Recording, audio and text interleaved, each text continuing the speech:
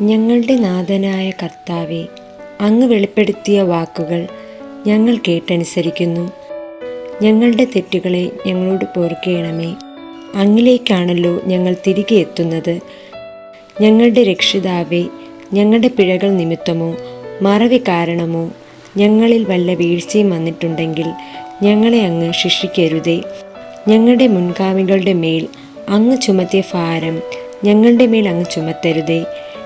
ഞങ്ങളുടെ നാഥ, ഞങ്ങൾക്ക് വഹിക്കാൻ കഴിയാത്തവ ഞങ്ങളുടെ ചുമലിൽ വയ്ക്കരുതേ. ഞങ്ങളോട് പൊറുക്കേണമേ, കരുണയുണ്ടാകണമേ.